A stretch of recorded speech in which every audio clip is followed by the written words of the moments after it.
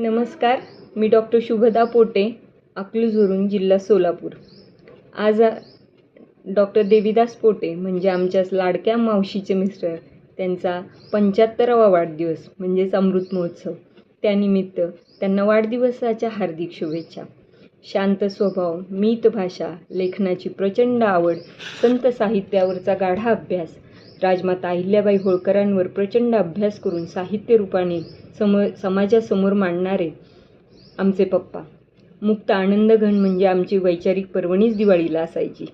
लहानपणापासून त्यांनी माझ्या आईला सौ मंदाकिनी गावडे यांना कविता लिहिण्यासाठी प्रवृत्त केलेलं मी पाहिलेलं आहे आणि त्यांच्यामुळेच सै हा तिचा काव्यग्रंथ प्रकाशित होऊ शकला. तसेच माझे वडील आदर्श शिक्षक व वनश्री पुरस्कार प्राप्त श्री लालासाहेब गावडे शिरूर यांनी लिहिलेला संत निमराज महाराजांचे चरित्र हा देखील पप्पांमुळेच प्रकाशित झाला आहे.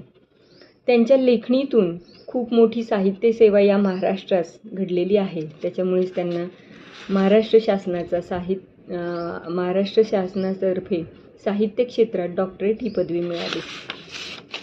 विठ्ठलाचे वर्णन त्यांच्या तोंडी ऐकूनच मी लहानपणापासून मोठी झालेली आहे आणि कदाचित तोच थोडासा वारसा मला मिळालेला आहे. एक सुखद आठवण सांगावीशी वाटते म्हणजे त्यांनी माझ्या मुलीच्या बारशाच्या दिवशी ते अकलूजला आले होते आणि इकडे आम्ही सर्व तयारी चालू असताना अवघ्या काही मिनिटातच गाडीत बसूनच त्यांनी इशितावर पाळणा लिहिला होता. एक मुलगी जन्माला आल्यानंतर तिच्यावर पाळणा लिहिणारे असे माझे पप्पा.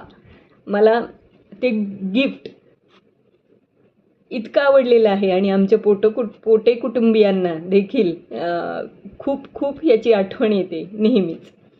काही अबोल भावना, मनातील घडामोडी, डोळ्यातील स्वप्न, आणि लेखणीची धार हे सर्व त्यांच्या लिखाणातून कायम मला जाणवत आहे, मिळत आहे. आज त्यांचा 75वा वाढदिवस. त्यानिमित्त माझ्यातर्फे त्यांना काही शब्दसुमन. शब्दांचे गारुड तुमचे अन विचारांची खान, मुक्त आनंद घन आहे साहित्याची शान. अक्षरांच्या तेजाने काळोख दूर व्हावा, तुमच्या लेखणीचा वारसा मार्गदर्शक व्हावा. शब्दांच्या या प्रवासात मिळो तुम्हाला नव्या वाटा, अमृत महोत्सवाच्या शुभेच्छा देताना वाहे आनंद लाटा. पप्पा, तुम्हाला वाढदिवसाच्या हार्दिक शुभेच्छा. असेच आमच्यासोबत राहा आणि आमचे मार्गदर्शन करत राहा. धन्यवाद.